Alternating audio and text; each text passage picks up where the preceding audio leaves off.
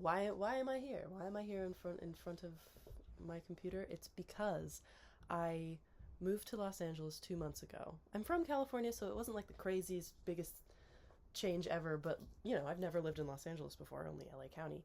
And okay, so I moved to Los Angeles the a couple months after graduating college. Okay, I'm editing right now. I realized I never said hi. Hello, my name's Sam. Okay, that's all. In college, you are constantly surrounded by other people all the time. Literally all the time. And I think that it made me blind to the fact that for the rest of my adult life, I'm going to have to put a lot more effort into my friendships, into myself, into my goals and dreams and everything, because it doesn't have my life no longer has like the benchmark structure of school. It's all just kind of happening.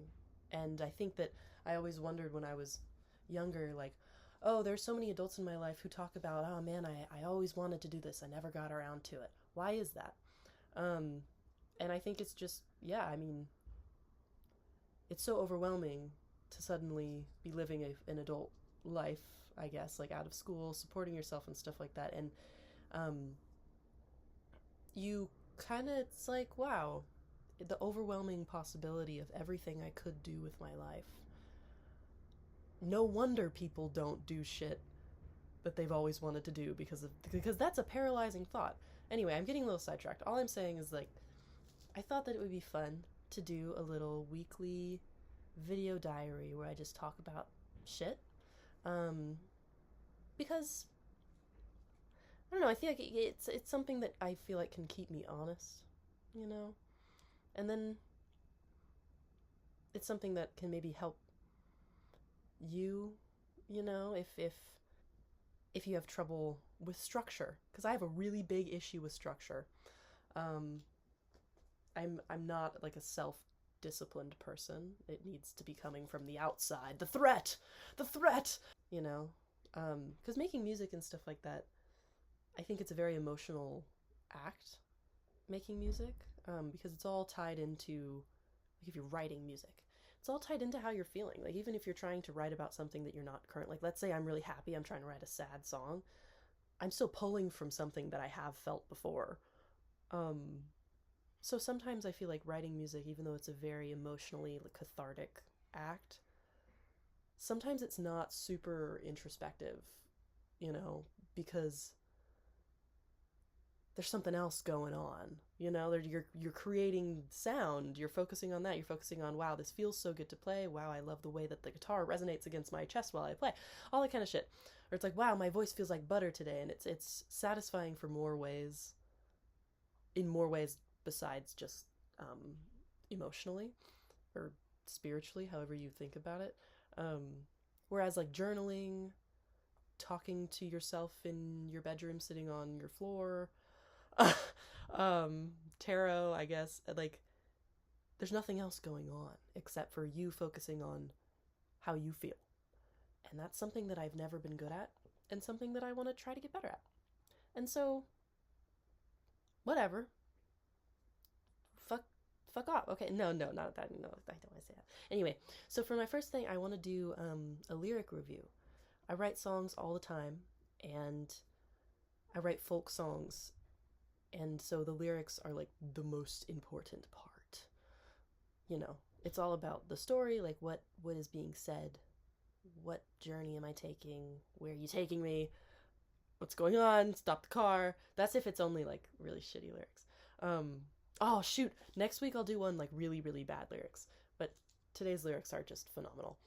I'm gonna review Til Forever by Labi Siffre.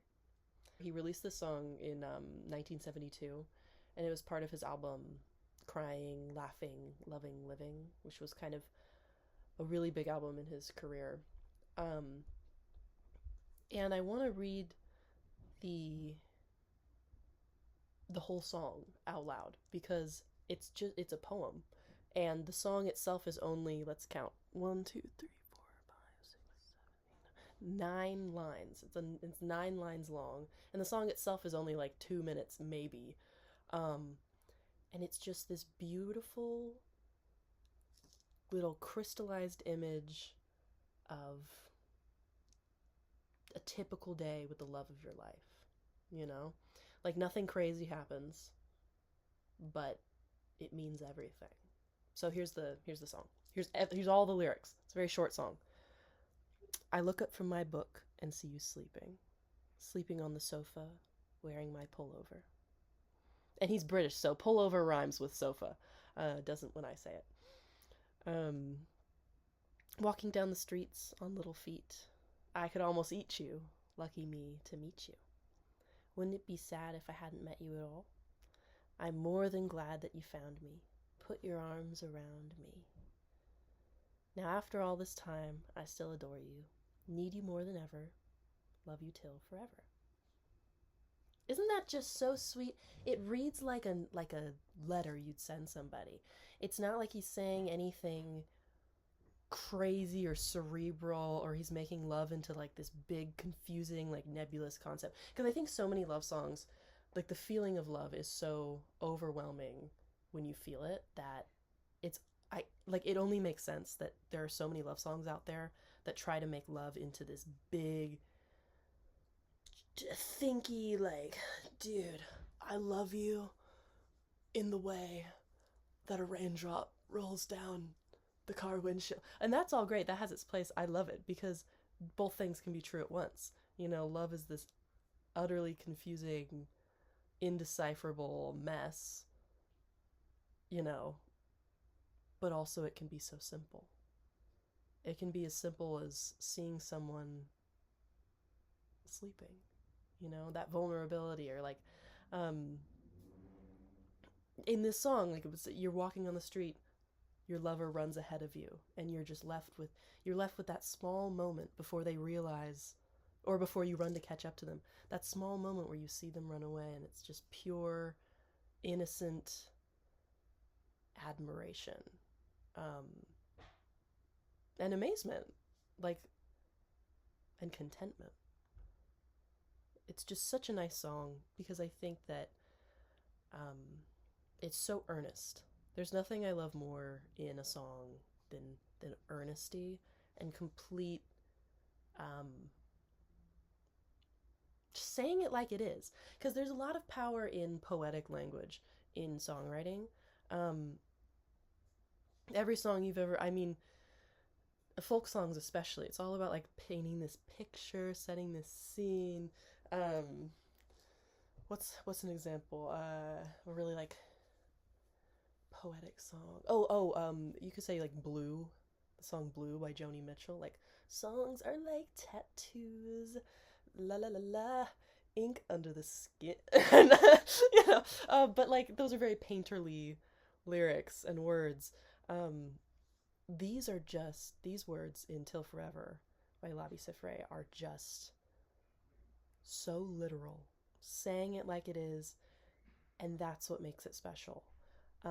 Because, you know, you can write all of your sonnets, but there's also a power that comes from just being able to say how you feel about somebody so candidly, without any fluff. And that's why I love this song. And yeah, so and that's all I have to say about that. Another thing that I thought would be fun to do, if I can, oh no, okay, here it is. If I can find it, is read a passage of my diary out loud. And my diary is an interesting place. It's a book that I would never let anybody flip through without my supervision. Because there's some stuff in this book that, unless I was there to like explain it, or there to rip the book out of the person's hands before they got to that page, there's some like unexplainable angst in these pages. So let's find a good one.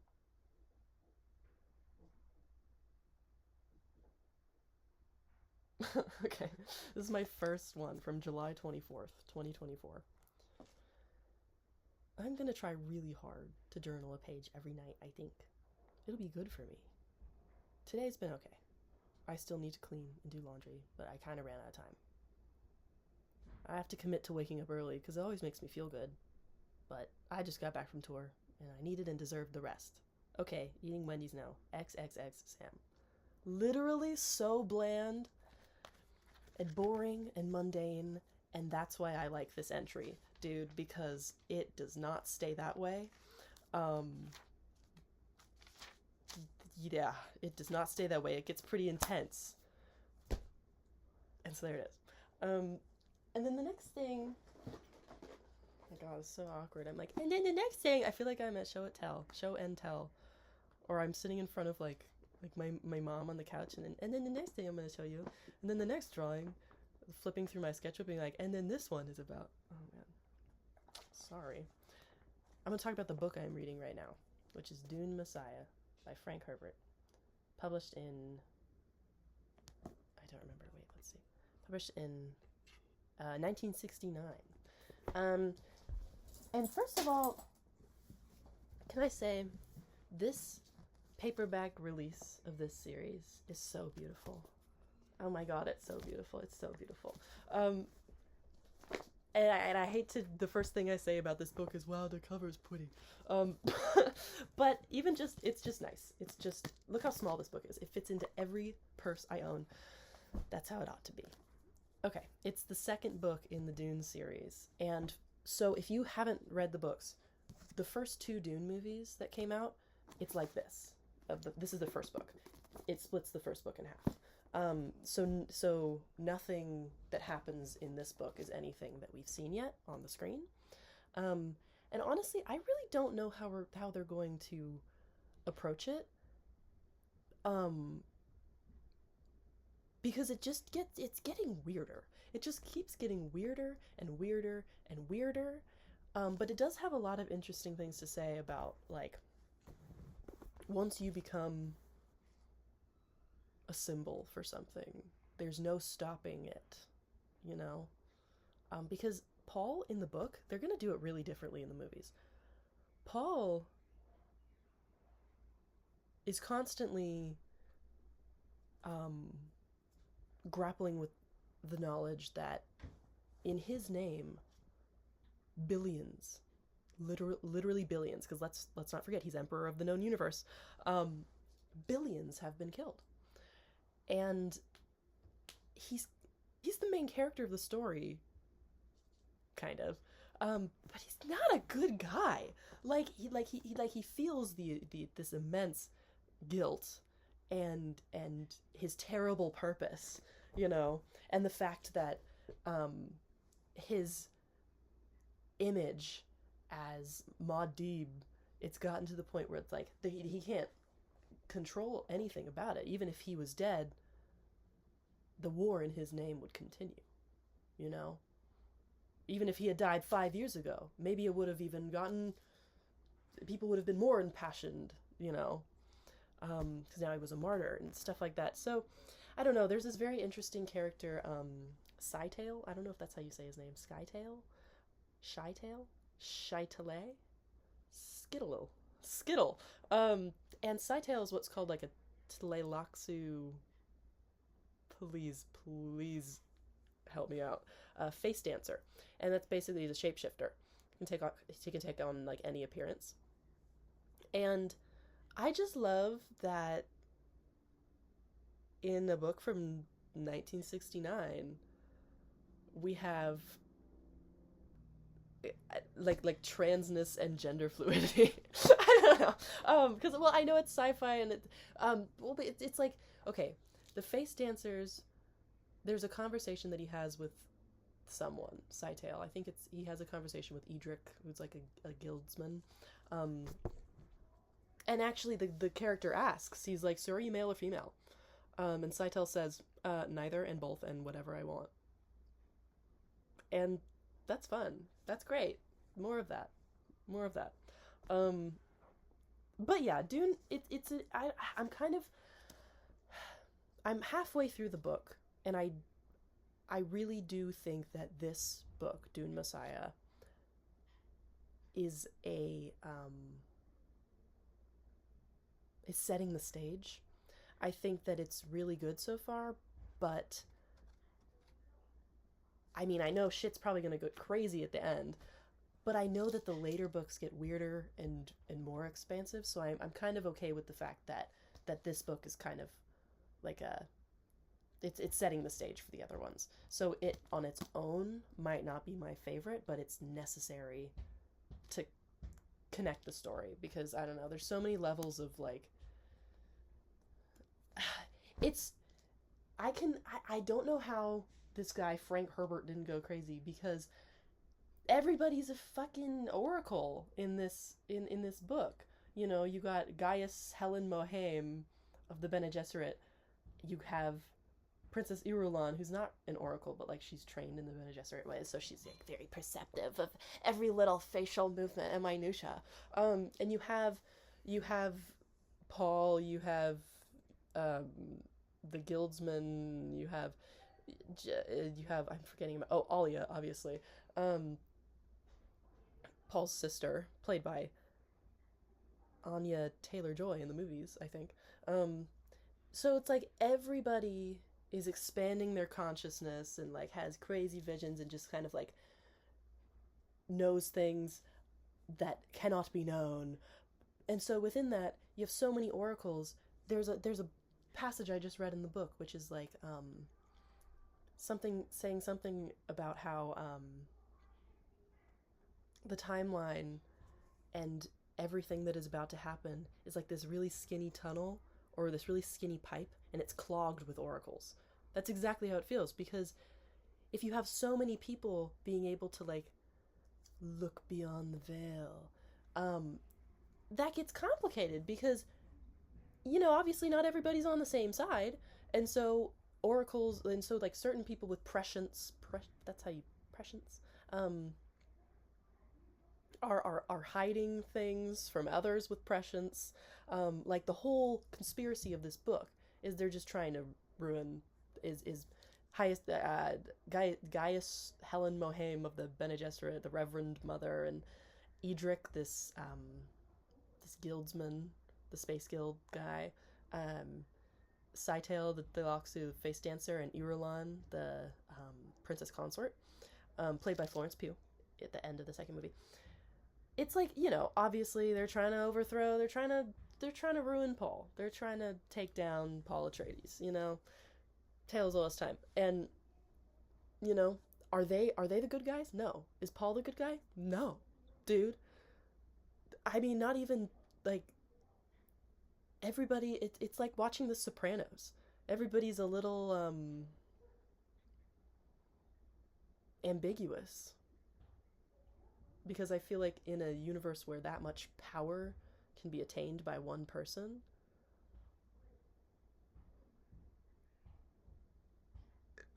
I don't know. It's kind of like today, and how billionaires shouldn't be a real thing that can happen. Anyway, so I got sidetracked. So they're trying to overthrow Paul Atreides and stuff, and the whole reason why Paul and his sister Alia and everybody is kind of like, I don't really know what's going on, but I know something really bad is about to happen, is because, you know, Paul has his abilities of sight, and so does Alia, but so does Edric the guildsman, and so does Helen, the Reverend Mother, Helen Mohaim, and so it's like everybody's kind of just like, but they don't know that we know that they know that we know. It's like that one episode of Friends when Phoebe and Chandler almost hook up. Not literally, but it's because Chandler and Monica were still like a secret, but they didn't want to reveal it or something. But so then Rachel and Phoebe are like, but they don't know that we know that they know. So now we have the upper hand. And it's kind of like that's this entire book. It's an episode of Friends on an extremely costly and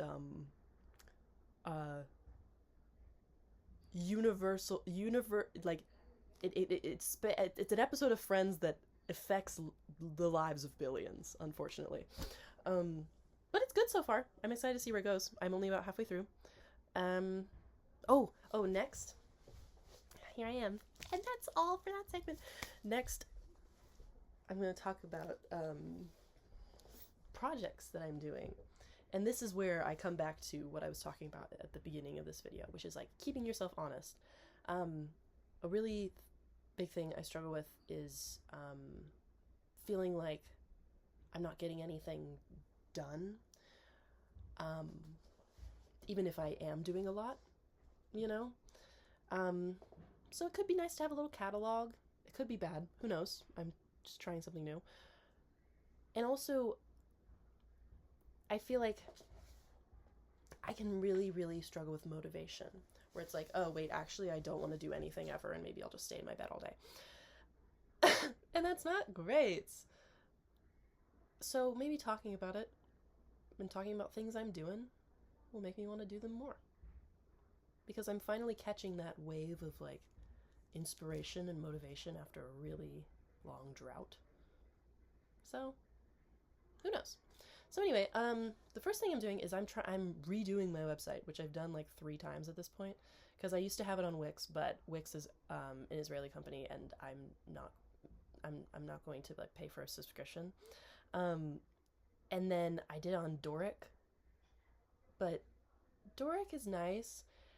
It has an AI function, which like you shouldn't use because it's kind of bullshit anyway. Because the point why I got Doric is because you can literally just do whatever you want without having to code. It's all like you drag the box here and you know. But what I got in the end was not really a website that I'm the happiest with. Like, it's cute. It has, you know, you open the page, it's kind of early internet. Like, there's a butterfly flapping its wings on the screen, you know, it's a little gif. It's fun, but it's not exactly what I wanted. So I'm redoing it on Neocities, dude. And if you haven't ventured into Neocities territory, I think you absolutely should, because I mean, yeah, I don't know how to code and I'm learning, but I'm learning something new, and that's fun, you know, that's great. And the great thing about Neocities is there are websites on there that are specifically so you can go in and look at the code and learn. You know, there's websites that are like, use these templates, just credit me at the end. Yeah, dude. Yeah, man. That's great, and that's why I love it, and it's completely free. I mean, there's storage limits on there's like a paid version of Neocities, because in the free version there's like storage limits, you know, to how much like stuff you can put on your website, which is a drag, but I think there's probably whatever. And I don't know, just all the websites that are up on Neocities, some of the most freaking creative, crafty, cool shit I've ever seen, made by people who are probably all so cool, and I would be so nervous to talk to them until they opened their mouths and I realized they were all just big nerds, and I'd be like, okay, wait, this is great. So props to all the people grinding on Neocities, because it's not easy, dude. It's not easy.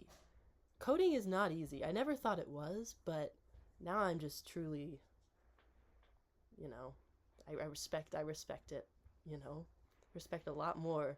It's like curling, you know. Well, no, it's not at all, because coding looks hard. Curling doesn't look very hard, and it is, you know. Because how do they know when to stop brushing? How do they know exactly when to stop brushing, and like how much you push it? And I don't know. It's all, I don't know. Anyway, so yeah, I'm redoing my website, and I'm hoping to get that up in like I'm gonna give myself a month, because it's pretty grueling. But in the meantime, you can go check out my old one. It's kind of out of date though. And then oh my gosh, another thing. So I play bass in this band, Detor. It's like 90s rock. I'm hungry, I'm dirty, I'm losing my mind, everything's fine. You know, that type of vibe. Very fun. We've been playing together for like 4 years at this point.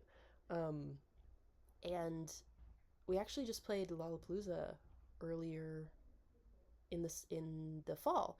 We played at the very beginning of August, and that was like what am I doing there, bro? It was so much fun, but absolutely disorienting in a way, because I was like, oh my gosh, this thing that I do, play music with my friends, that feeds me and makes me feel so good, is something that I got a glimpse of the possibility of doing it for real, you know?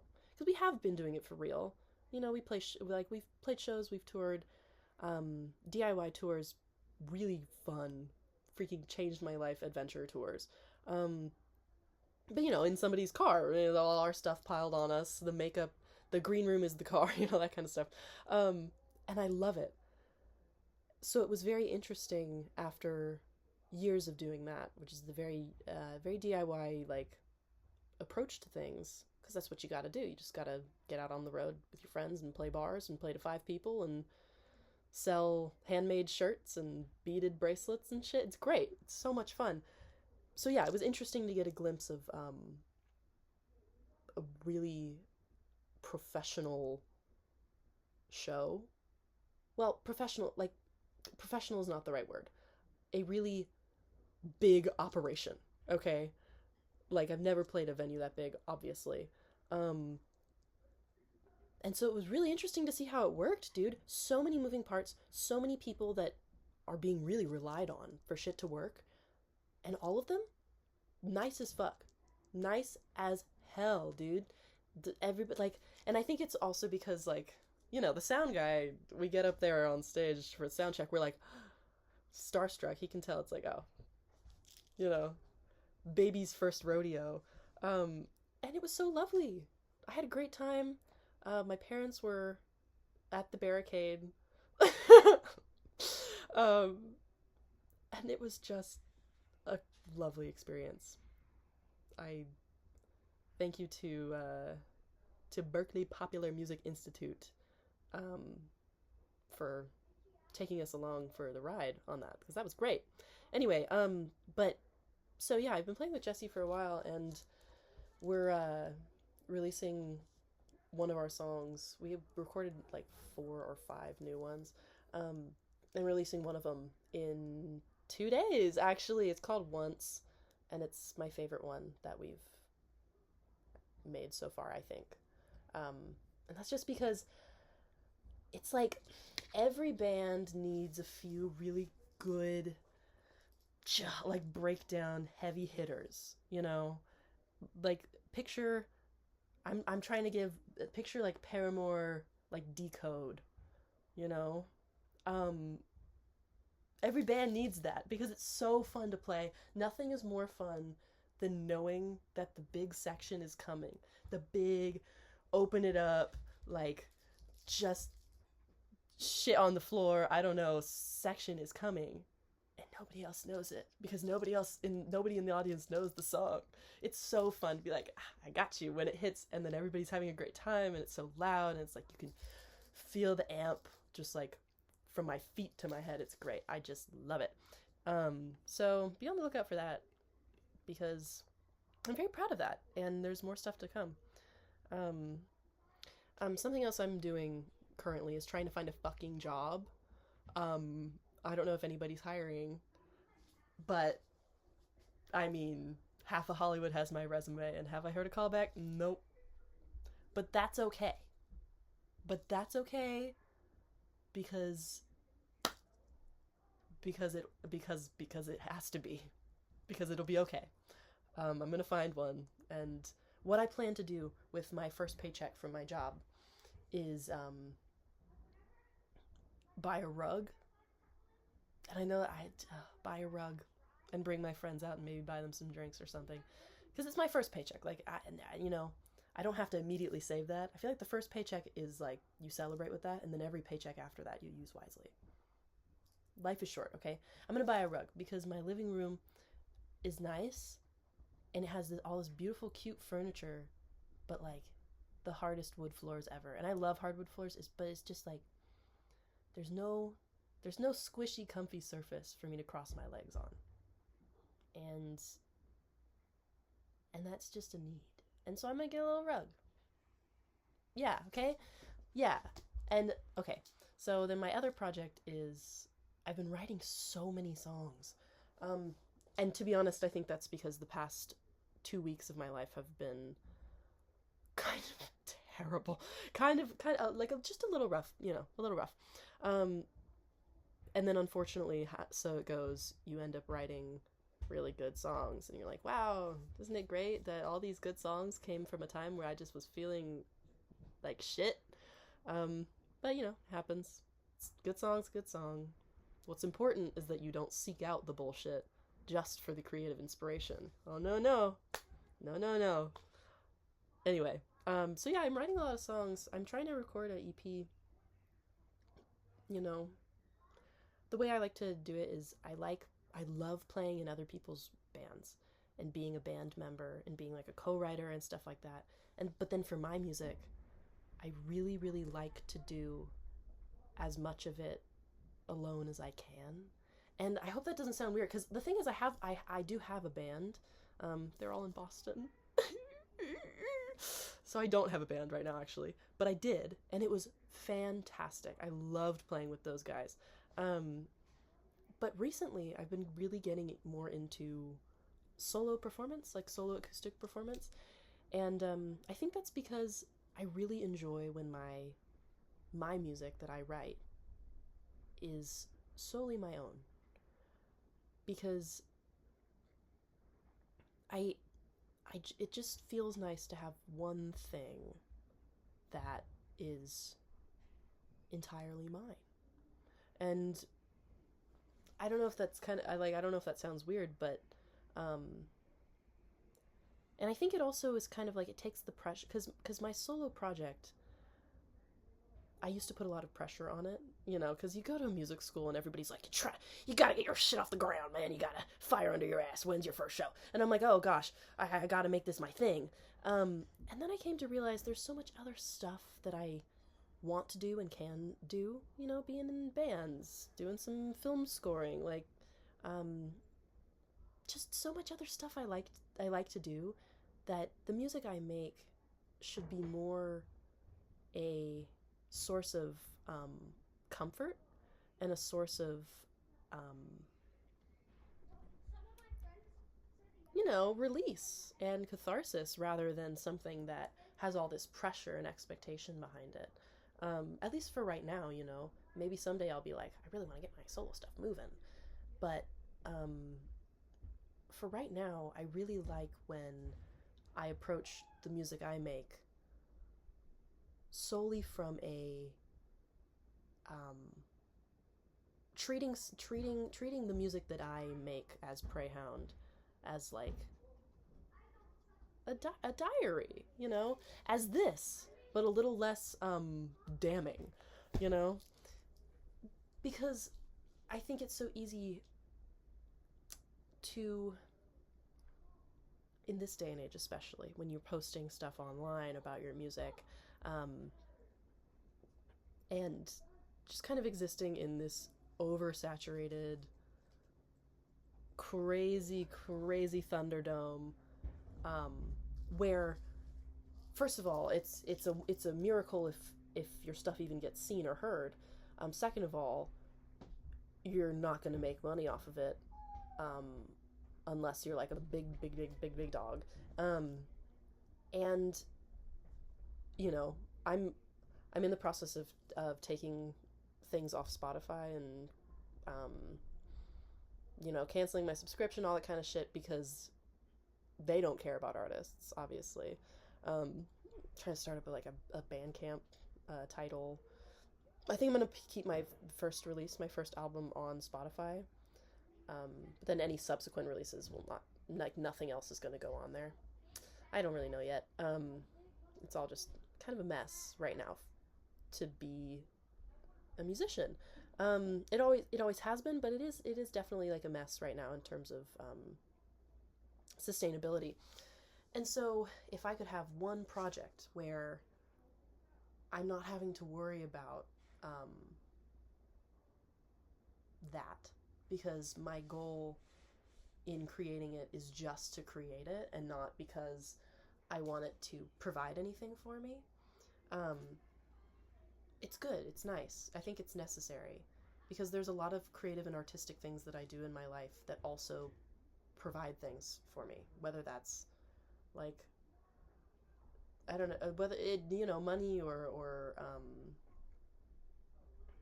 experience, getting to go out and play a really cool show and stuff like that. I feel like my music is right now I'm just trying to make it simply about the act of creating without expectation, because it's a, you know, it's easy to get caught up in where you want to be that you forget where you are. Yeah. Anyway, but I am playing a show. My first show in Los Angeles. I'm playing a show on November 1st at Santa Monica at the Virgil, at like 7 o'clock. It's before the Thriller event. Yeah. There's a Thriller event that night. Yeah, a friend that I made at an after show, named Aaron. He's putting out his, I think it's a debut album. And it's gonna be awesome. And so yeah, he asked me, "Hey, you want to play a show?" I was like, "Fuck yeah, absolutely." It's just like, I don't know. This leads me into my next topic, because this is now getting me thinking about making friends and friendship and how lovely it can be. Because I talked about this at the beginning, but this is my last project that I'm working on, and this is not a project of the arts or anything. This is a project of the soul. I'm really trying to hang out with friends more in a setting that is intentional, because I think that my thing in college is I made these deep friendships that I'm going to carry through the rest of my life, but hanging out with them was never really an intentional act, because we all lived down the street from each other. I just walked to your apartment, and we're all just hanging out in the room. And that is amazing, and I have so many good memories, but one thing that I'm not good at, because it just scares me and it makes me very anxious, is making one-on-one plans with people. Dude, it's so hard for me. I think I'm really bad at crossing over. There's a few bridges you cross over in friendship. The first bridge is like, I meet you, we have things in common, okay, we're friends. And then the next one is like, we hang out, I know things about you, okay, we're closer friends. And then there's that bridge into like, we're comfortable being alone together, that I'm not always very good at crossing, just because I get in my own way, and I know that I do. And so what I'm trying to do is just fucking make the plan, show up, allow yourself to be awkward, whatever. Like, it does not matter. Just, like, hang out with your friend, even if it's awkward, even if I feel like I'm gonna throw up before walking into the coffee shop. Do it anyway, because I'm friends with some really fucking interesting people, dude, and I want to know what they're up to. Like, I want to know what's happening. And I think that my biggest priority in this fresh, explosion into adulthood is to not be one of those people that's someday 44 years old and looking back at when they were in their 20s and saying, I wish I kept in touch with my friends more. Because friendship is like the whole point of everything. I feel like it's a love even more steadfast than a relationship in a lot of ways. Because friendship, it's like there are no other things keeping you together besides the fact that you like each other, or like the interest, or like the things you've shared together. It's not like you're kissing, it's not like you're fucking, I mean, sometimes, but like friendship that doesn't have any of that other complicated stuff, like it's such a conscious choice to be friends with somebody, and it requires so much more effort than I've been used to putting in. And it's kind of a little shameful of me to admit that for me, because I have friends that I value so deeply, but I know that in my past 4 years of college, I haven't been very good at taking the initiative to foster a closer relationship with them. And dude, those days are out, okay? To be in a village, I must be a villager. Oh God. But no, yeah, it's like, I have to, it's just something you gotta get over. Because the reason why so many people feel so lonely. Get his ass. But yeah, people, I feel like loneliness is a really, really big thing, especially nowadays in the age of, you watch a fucking TikTok of somebody Or like this, you watch a video like this of somebody talking to their camera for long enough, it just feels like you're hanging out with somebody, but you're not. And having that safe zone of like, oh, I can go into my phone, I can just scroll, turn my brain off, and it's not your fault, because literally all these fucking apps are designed to keep you locked in. I feel like we've forgotten how to socialize with people. And so that's okay. You know, just because you're forgotten doesn't mean you can't relearn or learn for the very first time. I feel like I'm learning how to socialize with people for the very first fucking time. I feel like have you ever seen a horse give birth? And like a few hours later, that horse is like up and trying to walk around and shit, and it just looks crazy, and it's still all wet. That's how I feel in every social interaction I have, even with people I've known for a while right now. And that's just the way it is, and it's gonna be okay. And I just have to come to terms with the fact that a lot of things are never going to be easy. Friendship is never going to be easy. It's something I have to nurture. We'll talk about finding a job, you know? That security is never going to be easy.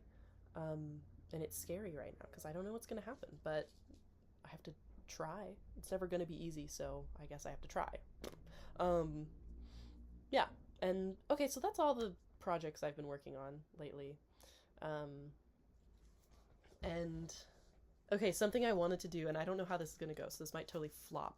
And I'm almost done anyway. I'm only going to talk for I'm yapping for 45 fucking minutes. I'm only going to talk for a few more. I thought it would be fun. I've been getting back into tarot cards. That's funny. Because, and here's how I feel about tarot cards. And also, kind of like, I guess you could say witchcraft in general, is I feel like, for me, personally, a lot of tools of divination are more helpful when I see them as tools of introspection. Because I'm not someone who believes in anything other than people, I guess. Like, I'm not an atheist. I think that I'm agnostic in every sense of the word. I'm not going to rule anything out because that would be kind of dumb, you know? But I'm also not going to commit to, like, believing in any one thing because I'm never going to know. And nothing is ever going to confirm or deny any existence of anything. So as far as, like, magic, and the magic we talk about when you think more about tarot cards, like a spiritual, energetic magic, I don't quite subscribe to that, mostly because I just don't really, I don't really care. I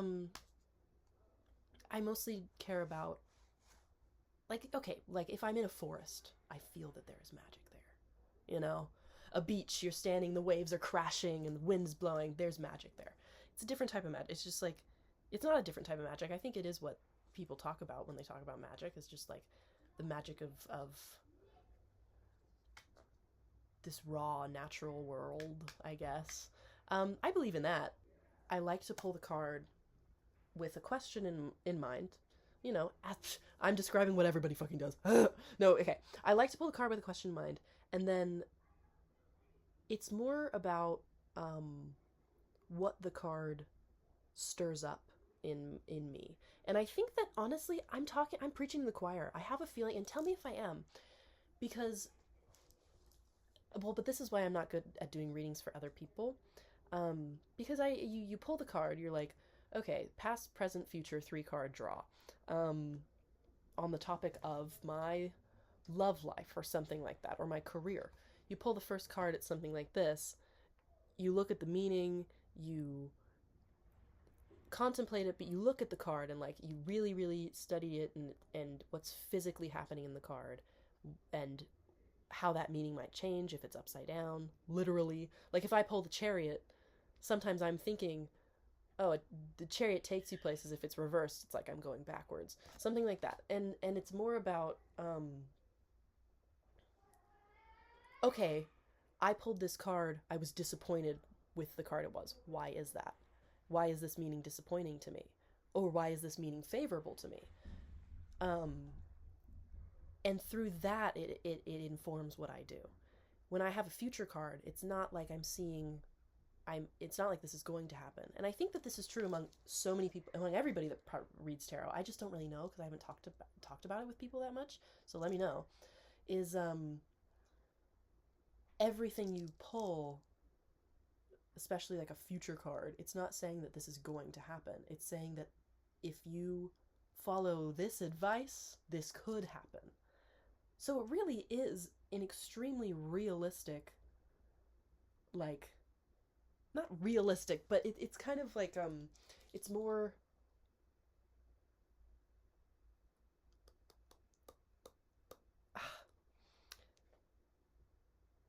it's kind of practical, I guess, in a way. It's like, fuck, I'm having a really hard time describing what I'm trying to say. How I like to read tarot is like when you flip through the which Littlest Pet Shop are you based on your birth month, and you're disappointed with the one you got.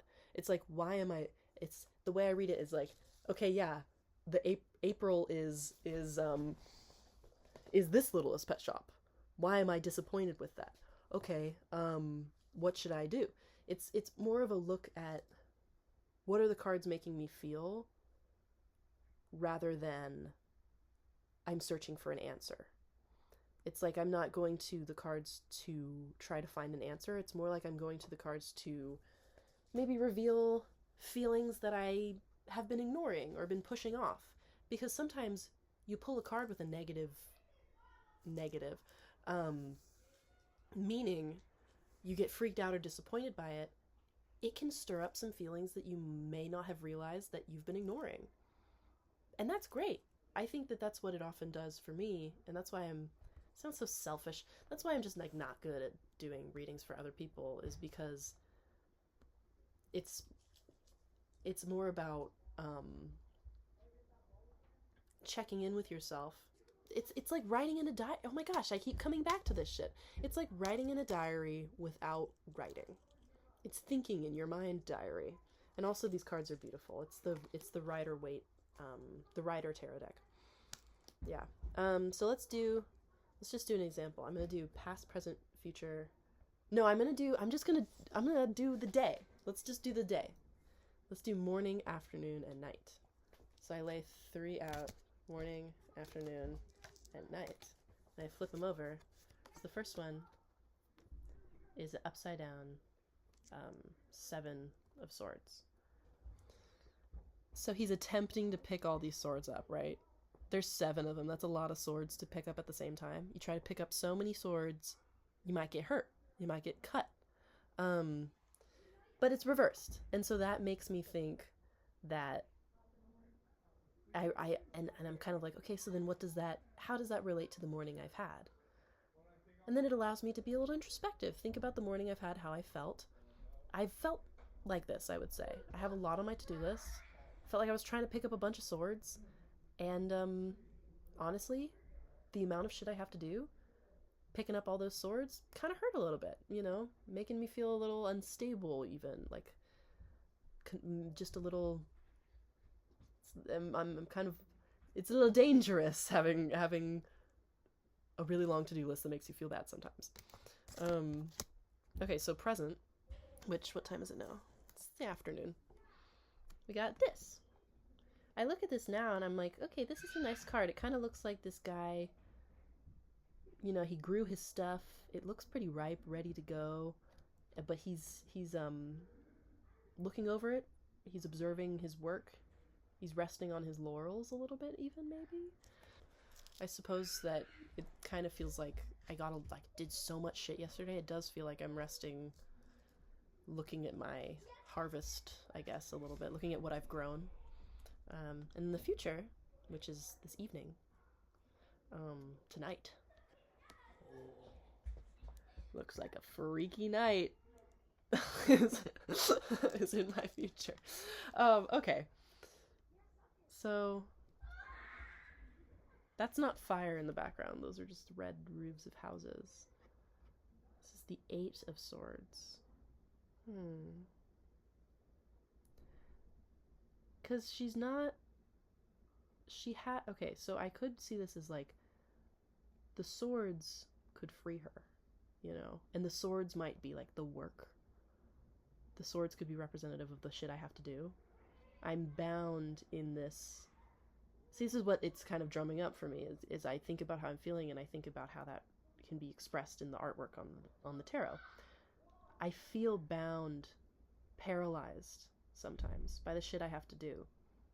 And it's like, here it is. The swords are the tasks I have to get done. And I could free myself from these bounds, you know, from what binds me. The sword's right there. I could free myself right now. I just can't see it. And I think that I've been encountering that a lot, is like, if I just fucking get started, I'll feel better, but I don't want to. You just feel like you, and that's just depression for you. That's just being low. So this is a type of card where it's like, my reaction to this is a little negative. And so instead of seeing this as this will happen, I see it as, this could happen. So what should I do? I should just fucking do my shit. I should just get my shit done. Sometimes it's not that easy, though. Sometimes you really got to be gentle with yourself and be like, wow, I'm so burnt out, I need to stop. But sometimes, dude, the only thing that will make you feel better is just doing the goddamn work. Fuck, and it sucks. Because sometimes you just have to do it tired. And you have to do it annoyed. And there's no way around it. The only way out is through, baby.